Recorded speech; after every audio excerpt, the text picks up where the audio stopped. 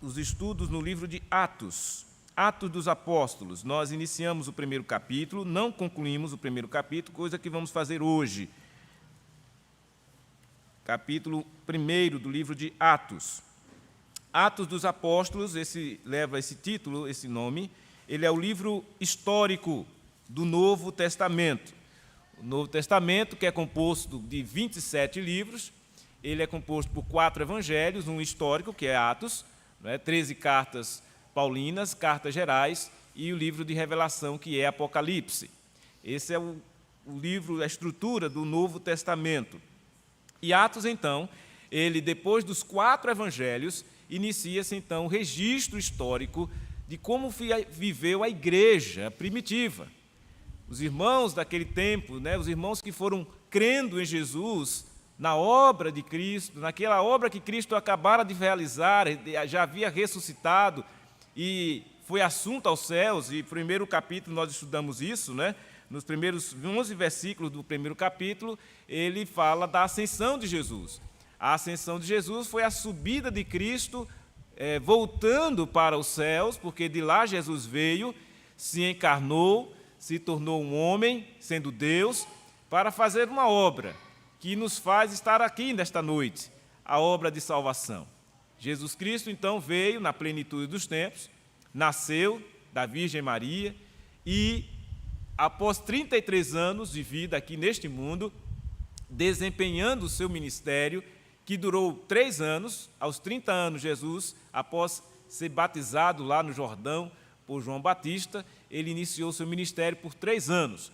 E durante esse ministério, Jesus fez diversas coisas, tantas coisas, que o evangelista João registra lá no final do seu livro, que não caberia nos livros se fossem registrar todas as coisas que Jesus fez. No entanto, as que estão registradas são suficientes para que se creia nele e assim tenha a vida eterna. E após então Jesus subir aos céus, e os anjos que estavam ali do lado dos homens que viram, disse assim: varões galileus, por que estás olhando para as alturas? Esse Jesus que dentre vós foi assunto ao céu, virá de novo, do modo como viste subir. Então, isso aconteceu depois que Jesus fez a promessa e deu uma ordem para que os apóstolos permanecessem em Jerusalém, e aí no versículo 8 diz, para receberem poder sobre a descida do Espírito Santo, e aí eles seriam testemunhas de Jesus e em toda a parte do mundo de então. Dito isto, Jesus, dito essas palavras, foi elevado às alturas. Na sequência, então, do texto, o que é que nós vamos ver? A igreja já em ação. Veja o que aconteceu.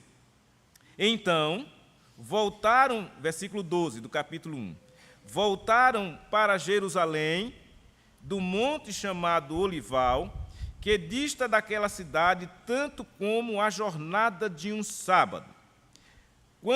Quando ali entraram, subiram para o cenáculo, onde se reuniam Pedro, João, Tiago, André, Filipe, Tomé, Bartolomeu, Mateus, Tiago, filho de Alfeu, Simão o Zelote e Judas, filho de Tiago.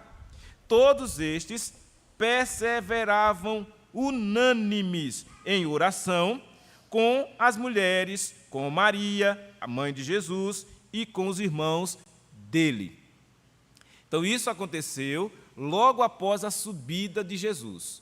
Os apóstolos que ali estavam, menos Judas, que havia já se enforcado, Judas já havia cometido suicídio, então, tinha 11 apóstolos, estava lá Maria, a mãe de Jesus, com os irmãos dele, olha só, mais uma verdade que muitas vezes é escondida por aí em algumas religiões, que dizem que Maria não teve outros filhos. O texto está dizendo que estava lá Maria, a mãe de Jesus, com os irmãos de Jesus, os irmãos dele.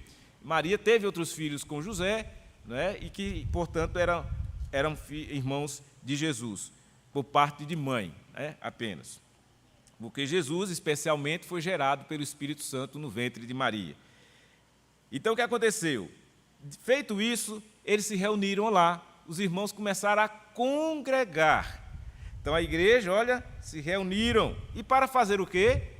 Perseverarem. Todos em oração.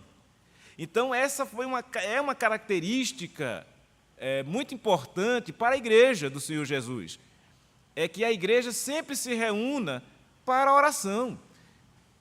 E por que isso? Porque a oração é um meio de graça que Deus concede ao seu povo, à sua igreja.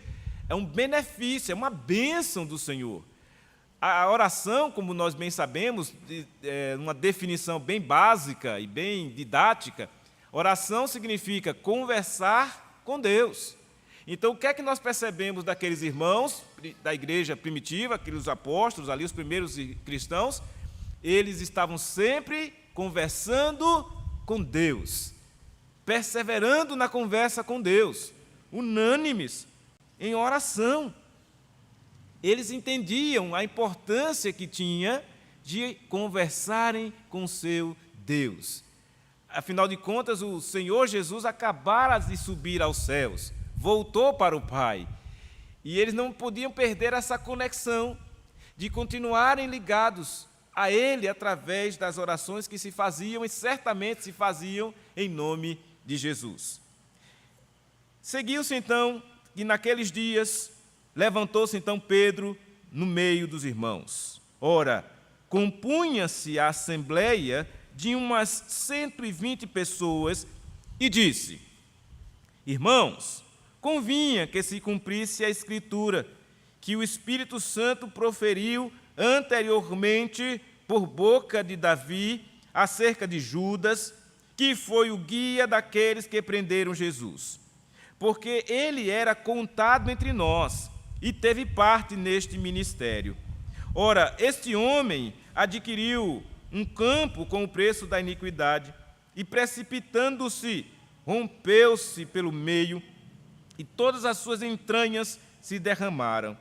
E isto chegou ao conhecimento de todos os habitantes de Jerusalém, de maneira que em sua própria língua este campo era chamado Alcedama, isto é, campo de sangue, porque está escrito no livro dos Salmos: fique deserta a sua morada, e não haja quem nela habite, e tome outro o seu encargo. É necessário, pois, que dos homens que nos acompanharam todo o tempo que o Senhor Jesus andou entre nós, começando no batismo de João, até o dia em que dentre nós foi levado às alturas, um destes se torne testemunha conosco da sua ressurreição. Então propuseram 2, José, chamado Barsabás, cognominado Justo, e Matias. E, orando, disseram: Tu, Senhor, que conheces o coração de todos, revela-nos qual destes 2 tens escolhido para preencher a vaga neste ministério e apostolado, do qual Judas se transviou, indo para o seu próprio lugar. E os lançaram em sortes, vindo a sorte recair sobre Matias, sendo-lhe então voltado o lugar com os 11 apóstolos. Então, aqui está o registro da escolha de Matias. Por isso, o tema para nós meditarmos nesta noite é a escolha de um líder. Como se deu a escolha de um líder? Matias foi escolhido para ser um dos apóstolos. E perceberam, irmãos, que Pedro, eles já exerciam uma liderança ali sobre os demais, né? Quem levantou-se foi Pedro, para conduzir a igreja, a assembleia daquele momento, que era composta de mais ou menos 120 pessoas. Então, Pedro, tomando essa liderança, que lhe era própria entre os apóstolos, falou que convinha que se cumprisse a Escritura. Então, a primeira coisa que Pedro faz não é falar de si próprio, mas é recorrer às Escrituras. Ele diz: olha, a Escritura falou pelo Espírito Santo, proferiu anteriormente por boca de Davi acerca de Judas. Olha para onde ele vai. Exatamente porque a Bíblia que eles tinham em mãos era o Antigo Testamento. O Novo Testamento estava exatamente sendo produzido, né, por eles. Então, a Bíblia dos apóstolos era o que estava registrado nas profecias e nos salmos. Só existiam lá a Torá, né, que é a lei, os profetas e os salmos. Era exatamente a Bíblia hebraica, a Bíblia que eles tinham lá. Então, a Bíblia pela qual eles se guiavam eram as Escrituras, conforme está no Antigo Testamento. E ele vai exatamente citar essas Escrituras, mostrando que ele não está desassociando, né? Como muita gente gosta de dizer, não, o nosso tempo agora é da graça, a lei ficou no passado. Não, vejam, a lei, a palavra de Deus, as Sagradas Escrituras do Antigo Testamento, vem para confirmar o que está acontecendo aqui no Novo. Nada do que se passou ficou desassociado. Veja a preocupação de Pedro em fazer o link, né? Ele diz, olha, irmãos, preste atenção, convinha que se cumprissem as Escrituras. E que o Espírito Santo proferiu anteriormente, por boca de Davi, acerca de Judas, que foi o guia daqueles que prenderam Jesus. Então, Davi já tinha escrito nos Salmos a respeito disso. Ele vai dizer mais à frente, né? Porque está escrito no livro dos Salmos, fique deserta a tua morada. Então, aí a gente começa a perceber que esse salmo é o Salmo 69, que ele está citando aí, é um daqueles salmos que é dito salmos messiânicos, né? Nós estamos estudando o livro dos Salmos às quintas-feiras, estamos no Salmo 119, vamos retomar na quinta-feira que vem, mas o fato é, já passamos por esses salmos no estudo dele. São salmos messiânicos, ou seja, salmos que apontam para Cristo, salmos que demonstram que as Escrituras que foram ditas ali, embora muitas vezes se dirigindo a Davi, Davi era um tipo, né, de Cristo. Ele era um tipo, ele representava. Então, embora Davi em nenhum momento se considerava perfeito, porque ele não era, nem sequer próximo disso, mas ele era um tipo de Cristo, ou seja, Deus usou a pessoa de Davi como servo dele para ele transmitir aos que eram seus ouvintes e aqueles que puderam acessar os seus escritos, inspirado pelo Espírito de Deus, de que Davi, por vezes, falava a respeito de Cristo. Vejam, isso é uma coisa interessante, porque, por vezes, as pessoas pensam assim, não, Jesus só veio a existir depois que nasceu de Maria. Não, Jesus sempre existiu. Jesus é o eterno. Jesus é o Verbo encarnado, conforme descreve o apóstolo João no seu evangelho, o evangelista João, quando ele disse, no princípio era o Verbo, e o Verbo estava com Deus, e o Verbo era Deus. Então, Jesus é Deus. E a confirmação dessa verdade é muito importante, a compreensão dela, para que não se caia no erro teológico de achar que Jesus é mais um, é somente mais um que é um anjo especial. Não, Jesus é Deus, o Deus que se fez homem e habitou entre nós. E os apóstolos, eles tinham esse entendimento claríssimo. E eles falavam das Escrituras, mostrando que as Escrituras do Antigo Testamento sempre apontaram para Cristo. O que aconteceu aqui na execução de Judas, quando ele, traindo Jesus, o entregou para ser preso, não foi fora das Escrituras. É isso que ele está dizendo. Davi, por boca de Davi, acerca de Judas. Então, quando Davi fala a respeito daquele que iria trair a Jesus, já estava escrito, olha, o Espírito Santo de Deus já havia revelado isso no Antigo Testamento. Porque ele diz que ele era contado entre nós e teve parte nesse ministério, ou seja, mais uma questão intrigante até, não é? Veja, Judas era tido como filho da perdição, mas ele foi selecionado, não é, por Jesus entre 12 homens e servia como apóstolo. Estava lá Judas entre eles. Mas ele Deus, claro, já sabia, Jesus também já, quem era Judas, embora estivesse ali, sendo parte no ministério de Jesus. Mas chegou o dia em que aconteceu o cumprimento segundo as Escrituras. Ele diz que ele, né, este homem, foi Judas, adquiriu um campo com o preço da iniquidade. Qual foi o preço da iniquidade? Foi as 30 moedas de prata que ele pegou para entregar a Jesus. Embora não foi o próprio Judas que comprou, mas foram os sacerdotes que ele tentou devolver as moedas, eles, não, nós não aceitamos isso, porque conforme ele diz, aquilo era preço de sangue. Era o preço da traição de Judas. Ele entregou Jesus por 30 moedas de prata. E então, essas moedas ele jogou lá, né, para os sacerdotes, tentou devolver, eles não aceitaram, pegaram esse dinheiro e compraram esse campo, onde ele mesmo foi lá enterrado, porque ele suicidou-se, ficou lá pendurado, né, as entranhas, né, mostrando os seus intestinos, mostrando uma morte trágica, triste. Mas ele foi, né, enterrado nesse campo de sangue. E aí ele diz, porque está escrito no livro dos Salmos, fique deserta a sua morada e não haja quem nela habite, no caso de Judas, e tome outro seu encargo. Então já estava descrito lá no Antigo Testamento, nos Salmos, que outro deveria assumir o encargo que Judas deixara.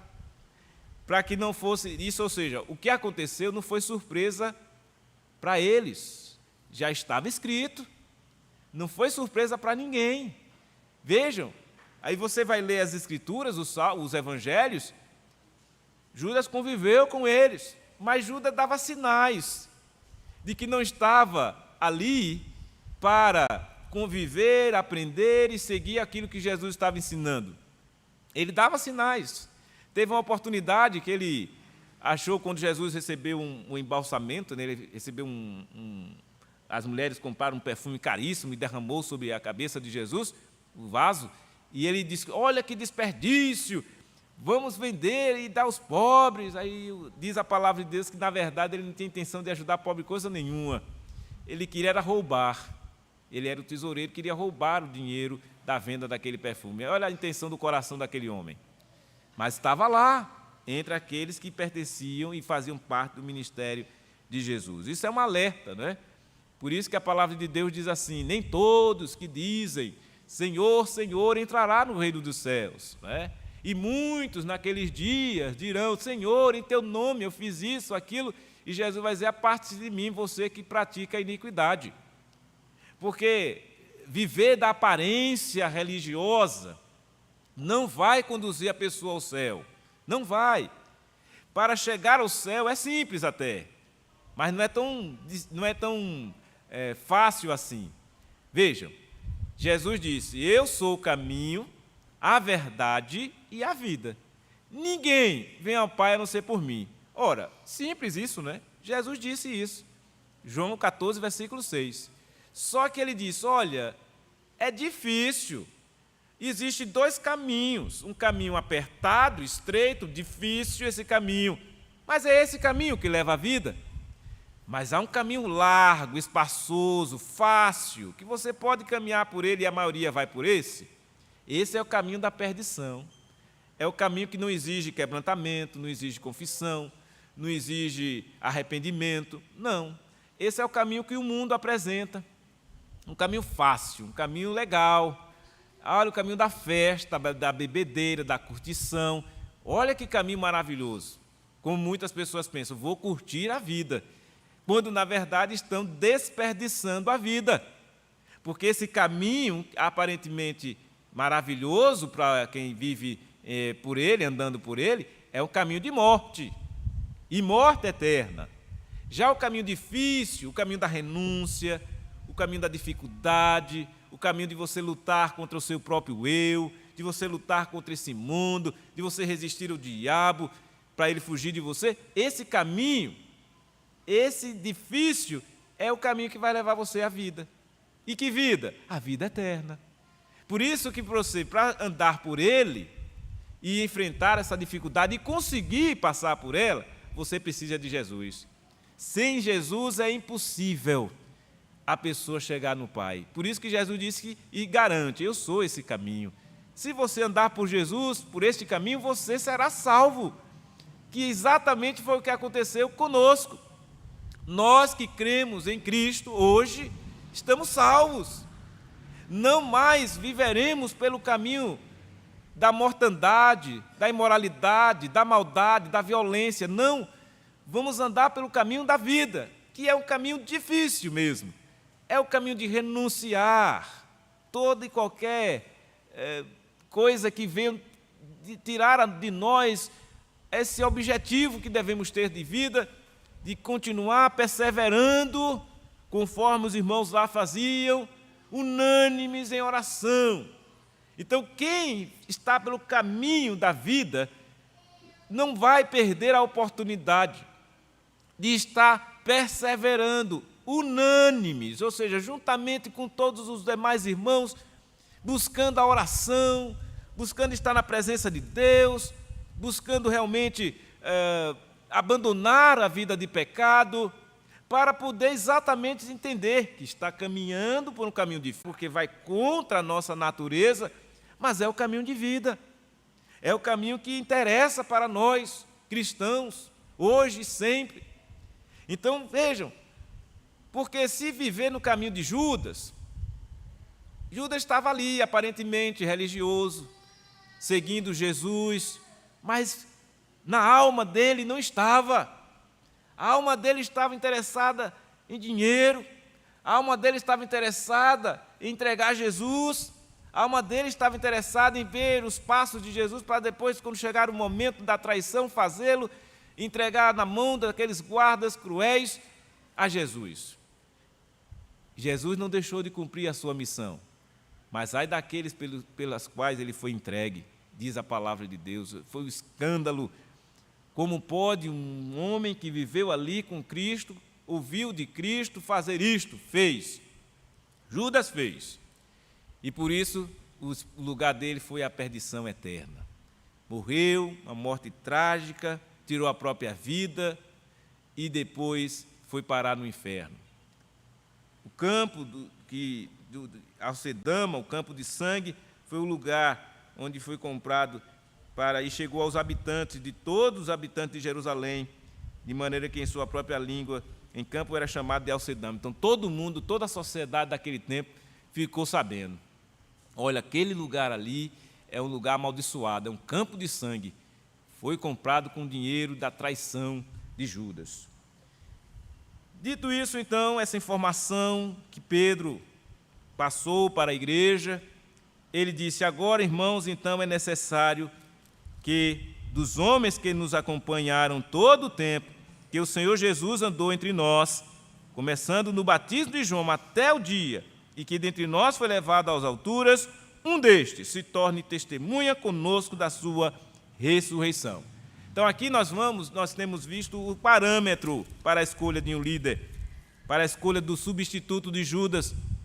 O parâmetro é, para ser um apóstolo, e isso é importante, hein? Presta atenção aqui. Para ser um apóstolo, veja, naquele tempo, a pessoa tinha que ter acompanhado todo o tempo que o Senhor Jesus andou entre nós, ou seja, tinha que ser alguém que estava ali constantemente, né, andando em Cristo, através de Cristo, com os outros demais apóstolos. Por quê? Porque não tinha só os 11 discípulos, né? Tinha os 12, contando com Judas. Tinha também as demais pessoas que também seguiam Jesus, não é?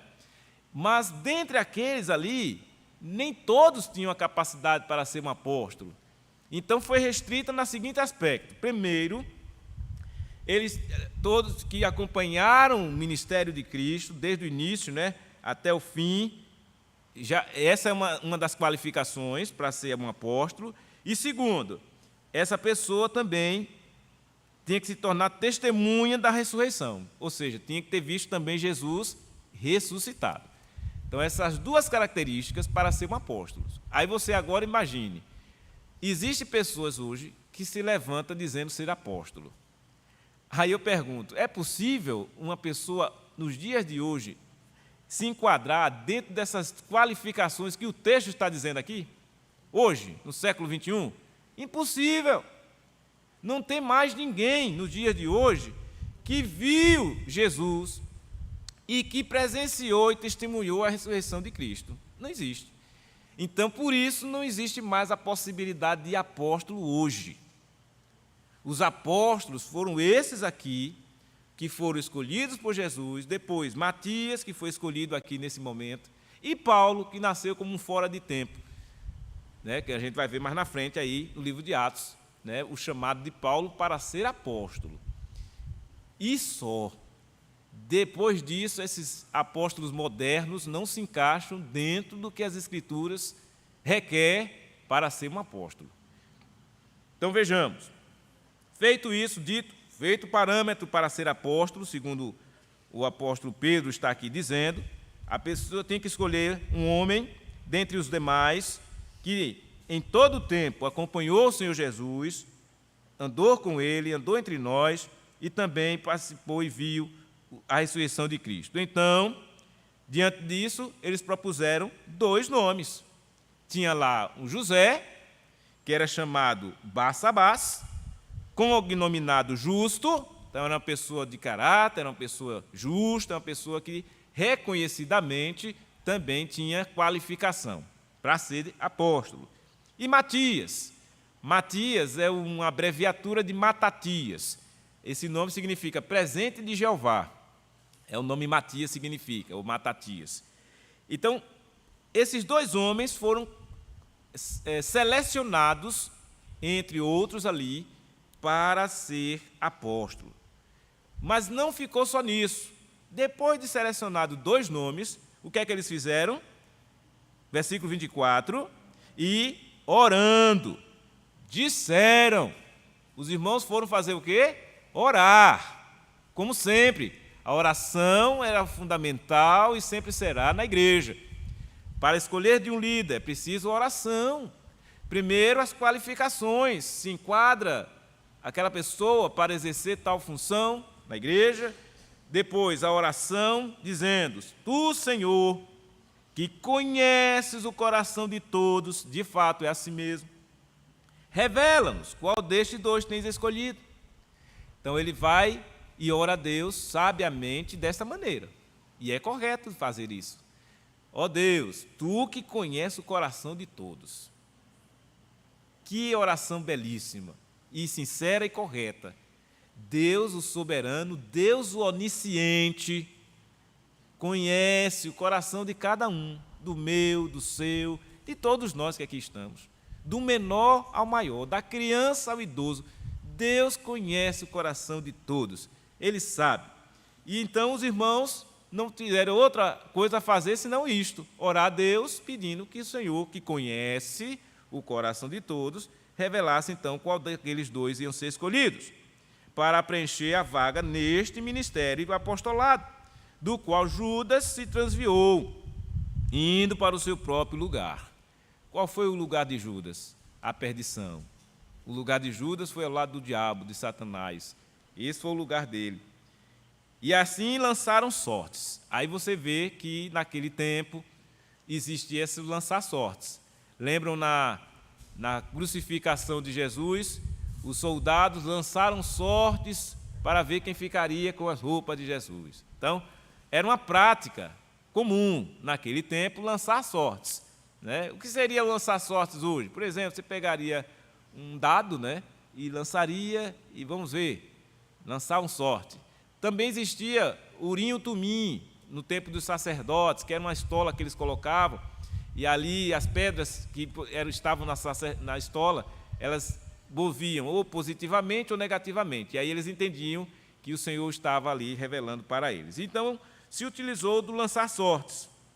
E a sorte, então, recaiu sobre Matias. Matias, então, foi o selecionado pela sorte que foi lançada. E assim foi ele conduzido e votado lugar com os 11 apóstolos. O interessante, irmãos, é que depois dessa eleição aqui, dessa escolha de Matias, não se ouviu falar nele, não é? Ele certamente exerceu o seu ministério até o dia que o Senhor quis, mas não se fala mais em Matias nas Escrituras, a não ser aqui nesse momento que ele foi escolhido. Mas é certo que se ele foi escolhido, e como diz o texto, ele foi votado lugar com os 11 apóstolos, ele exerceu o seu ministério. Não foi um ministério de destaque, né, como foi, por exemplo, do apóstolo Paulo, que veio depois, mas se destacou, escreveu as cartas do Novo Testamento e por aí vai. E o apóstolo Paulo foi um apóstolo aos gentios, diferente de Matias, que, como os demais, ficaram restritos ali ao apostolado entre os judeus. Ok?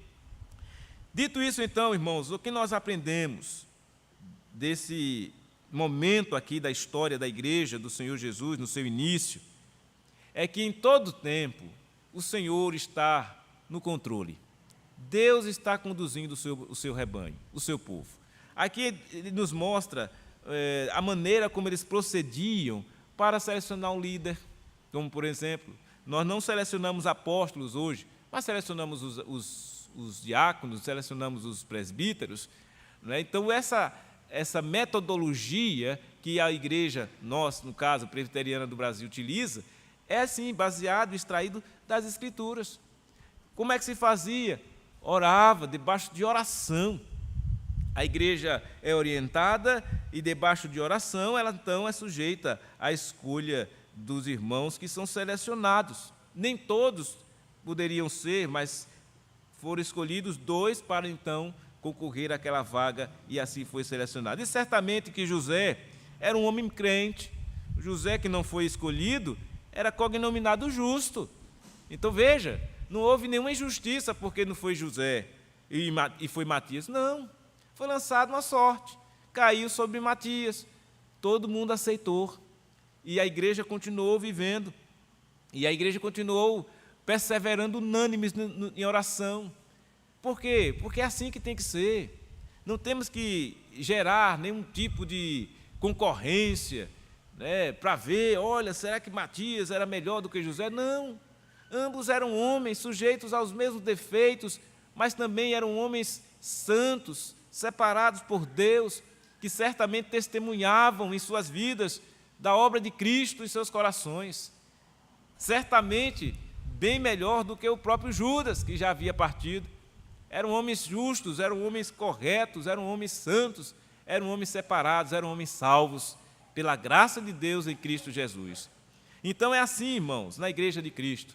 Sempre vai haver aqueles que vão se destacar, que vão assumir, que vão estar à frente, mas os demais vão estar ali também, justos, trabalhando na obra, servindo ao Senhor, não necessariamente assumindo um cargo, mas como parte desse corpo de Cristo, que é a igreja do Senhor Jesus, devemos servir a Ele com alegria e fazer a obra de Cristo. Vejam, não deve haver em nós nenhum espírito de concorrência, nem de querer se aparecer, de modo algum.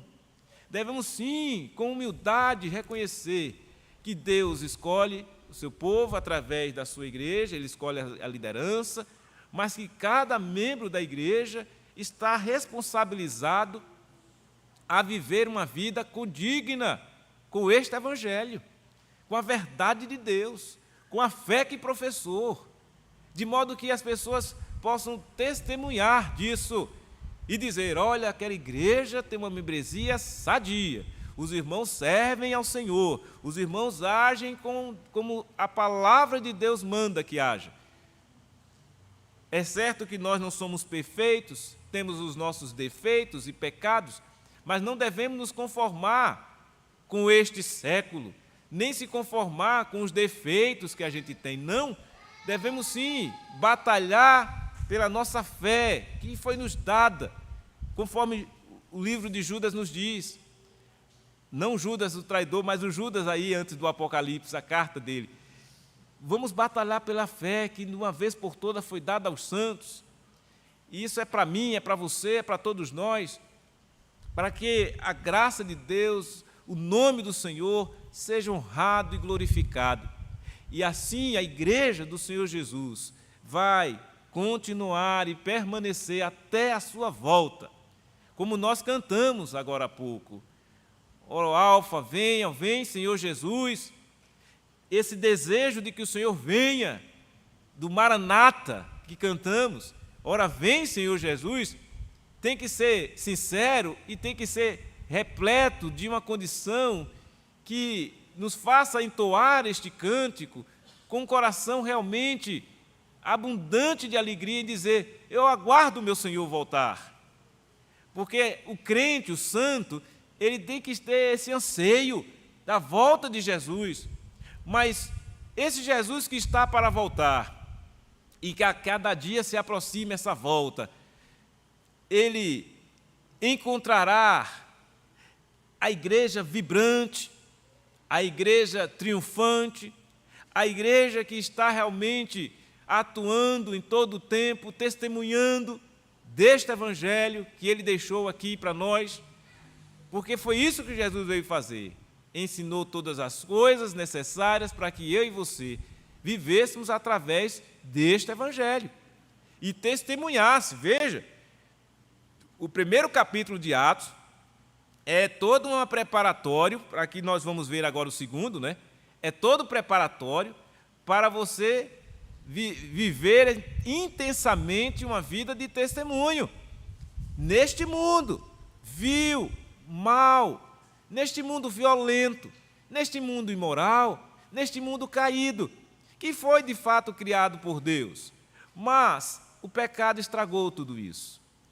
Quem que veio consertar? Jesus veio para dar um rumo diferente, porque se Cristo não tivesse vindo, nem eu nem você estaríamos aqui. Se Cristo não tivesse feito o que fez, qual seria vã a nossa fé? Foi como Paulo escreveu aos Coríntios: olha, se a nossa esperança em Cristo se limitar apenas a esta vida, nós somos os mais infelizes de todos os homens. Graças a Deus que a nossa esperança em Cristo não se limita apenas a esta vida. A nossa esperança em Cristo está exatamente no viver na eternidade. No dia que sairmos deste mundo, estaremos com o Senhor.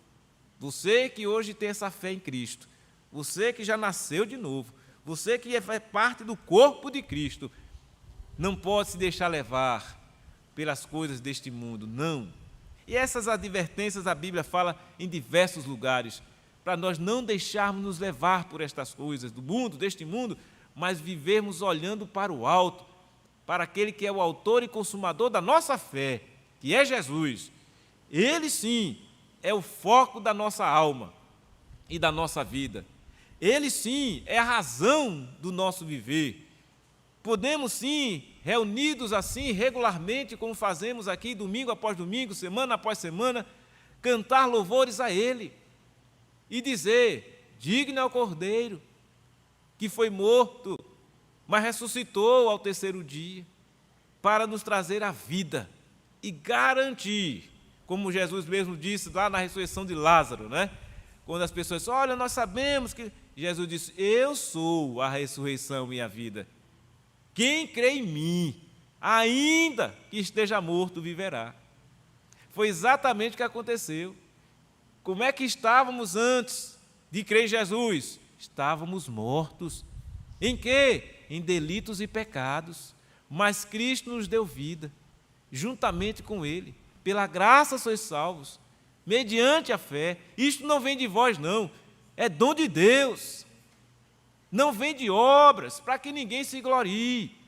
Esse negócio de pessoas bater no peito e dizer: olha, eu sou crente por minha vontade, foi eu que quis. Coisa nenhuma. Quem quis foi Deus. E você agradeça e humildemente se quebrante diante dEle e procure agora servir a Ele com alegria, com determinação, com força, com vontade. Não é aquele negócio de se arrastando, não. É com vontade mesmo. Servir a Deus, porque Ele fez uma obra magnífica, que ninguém poderia fazer. Não é a nossa força, nós não temos força. Não é a nossa inteligência, nós não temos suficiente. O que temos é a fé que é dada por Deus, e por isso, pela fé que temos em Deus, podemos orar, falar com Ele, pedir. Por isso que as pessoas que viveram no tempo de Jesus, que foram salvas por Ele, vocês lembram dos milagres? O cego, por exemplo, o cego Bartimeu, ouvia, o cego não via nada, mas ouviu a respeito de Jesus. Viu que percebeu a presença de Jesus e foi até Jesus. E sempre Jesus dizia assim: vai, a tua fé te salvou. A fé salvou, a fé em Jesus. Mas também Jesus dizia: agora também vá e não peques mais. Não viva mais na vida de pecado. Você viveu até aqui e agora não viva mais. Você creu em Jesus. Essa, meus irmãos, é a maneira do viver cristão. É a maneira do viver pela fé. É a maneira do justo, filho de Deus, que nasceu de novo e que, portanto, faz parte do seu povo. Assim como aquela assembleia, pequena, é verdade, 120 pessoas, não era uma mega igreja, os irmãos lá na igreja primitiva, né?